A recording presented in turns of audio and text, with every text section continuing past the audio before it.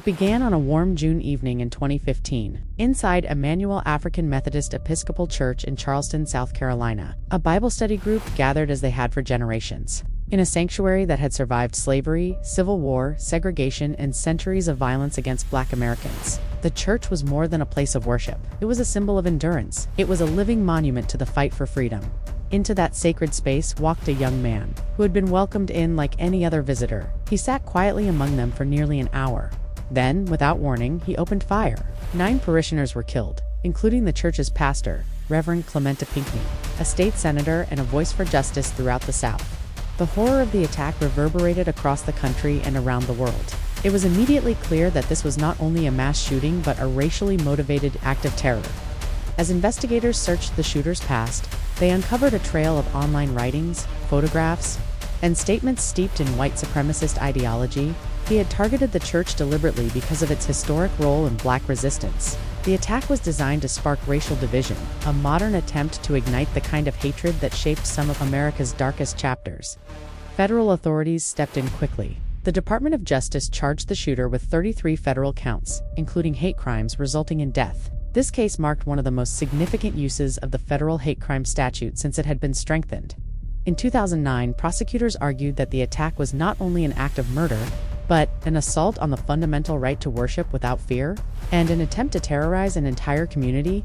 The trial became a national moment of reckoning. Survivors and family members offered testimony filled with both anguish and unimaginable strength.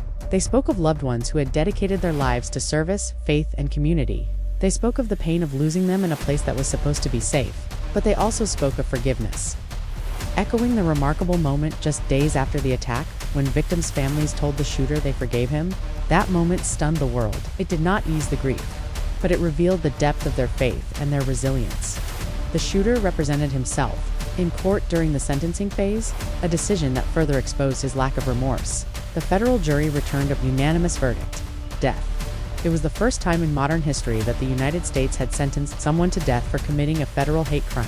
The verdict sent a message about accountability, about the recognition of racial terror as a crime against the entire nation, not only against those who were killed, but even as justice moved forward. The community of Charleston faced a long road of healing. Emanuel AME reopened its doors. Services resumed. The same pews, the same hymns, the same spirit of endurance remained. The church continued to stand not only as a symbol of faith, but as a reminder of the violence that still haunts the country. The massacre reignited national debates about racism, the legacy of the Confederacy, and the symbols that still loom over public spaces. In the weeks that followed, images of the shooter posing with the Confederate battle flag led to a renewed push to remove the flag from South Carolina's state capitol grounds. After decades of controversy, the flag finally came down.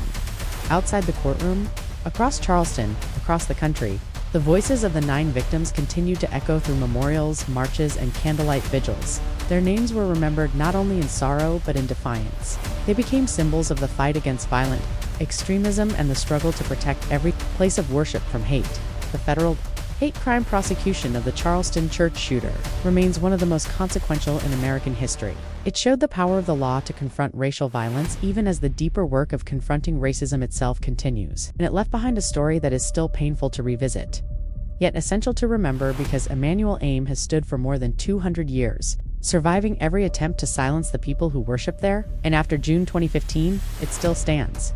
The massacre did not erase the strength of the community. It did not extinguish the faith that filled that sanctuary. Instead, it revealed something enduring.